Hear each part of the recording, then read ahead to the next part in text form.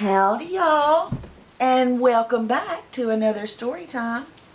This story time is going to be part 2 of the Six Swans.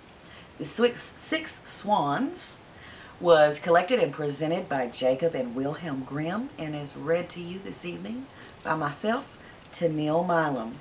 This story is not intended for children. So, part 2, if you'd like to view part 1, you can find it on my Storytime playlist on my channel.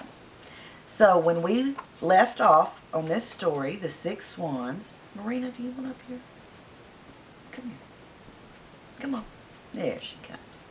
Marina's going to join us for the second half. Ooh, look at that hair. My goodness, this girl can shed. Okay, part 2 for The Six Swans. And the little sister had left to seek her brothers and had found a little hut in the woods where her brothers came flying in the window in the shape of swans, and then they blew each other's feathers off and removed their swan skins, turned back into their old selves, but they could only do this for a quarter of an hour. Their sister wept at hearing this and said, "Can nothing be done to set you free?" "Oh no," answered they. "The work would be too hard for you. For 6 whole years you would be obliged never to speak or to laugh, and make, during that time, 6 little shirts out of aster flowers. If you were to let fall a single word before the work was ended, all would be of no good." And just as the brothers had finished telling her this, the quarter of an hour came to an end, and they changed into swans, and they flew out of the window. But the maiden made up her mind to set her brothers free, even though it should cost her her life. She left the hut, and going into the middle of the wood, she climbed a tree, and there she passed the night. The next morning she set to work and gathered aster flowers and began sewing them together. As for speaking, there was no one to speak to. As for laughing, she had no mind to it. So she sat on, and she looked at nothing but her work. When she'd been going on like this for a long time, it happened that the king of that country went a-hunting in the wood, and some of his huntsmen came up to the tree in which the maiden sat. And they called out to her, saying, "Who art thou?" But she gave no answer.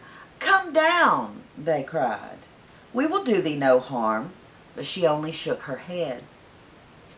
And they tormented her further with questions. She threw them down her golden necklace, hoping that they would be content with that, but they would not leave off. So she threw them down her girdle. And when that was no good, her garters, and one after another, everything she had on and could possibly spare, until she had nothing left but her smock. But all was of no good.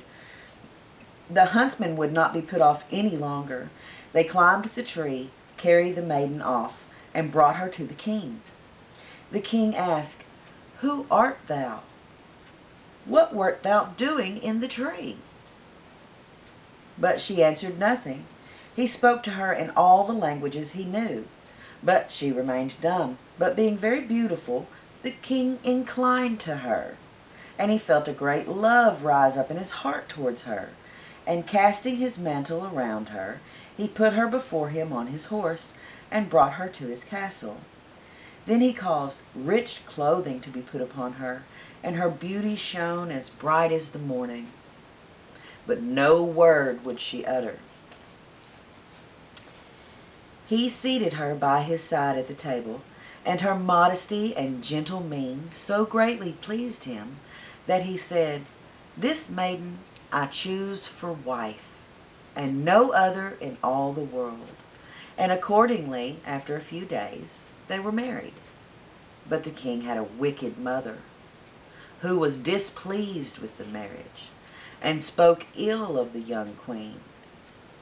"Who knows where this maid could have come from," said she, "and not able to speak a word? She is not worthy of our king." After a year had passed, and the queen had brought forth her first child into the world, the old woman carried it away, and marked the queen's mouth with blood as she lay sleeping. Then she went to the king and declared that his wife was an eater of human flesh. The king would not believe such a thing, and ordered that no one should do her any harm. And the queen went on quietly sewing the shirts and caring for nothing else. The next time that a fine boy was born, the wicked stepmother used the same deceit, but the king would give no credence to her words, and he said, "She is too tender and too good to do any such a thing. If she were only not dumb and could justify herself, then her innocence would be as clear as day." When, for the third time, the old woman stole away the newborn child and accused the queen, who was unable to say a word in her defense, the king could do no other but give her up to justice, and she was sentenced to suffer death by fire. The day on which her sentence was to be carried out was the very last one of the 6th year of the years during which she had neither spoken nor laughed to free her dear brothers from the evil spell. The 6 shirts were all ready, except one that still wanted the left sleeve.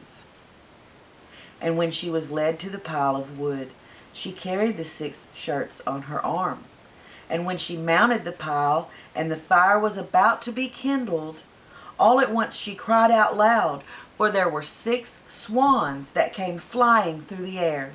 And she saw that her deliverance was near, and her heart beat for joy.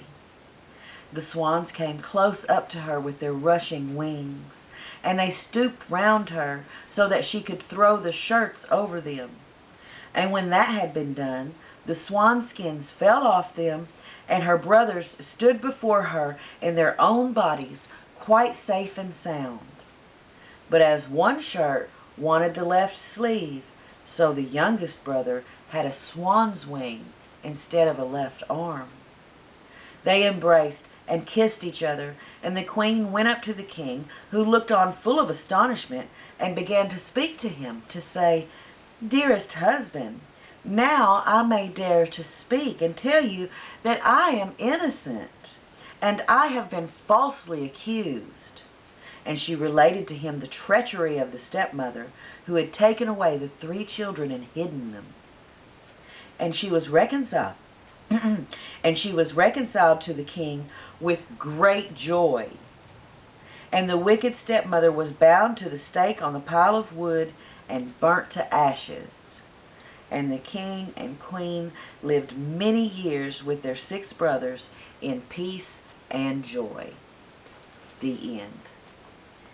Thanks for joining me, and until next time, y'all be sweet.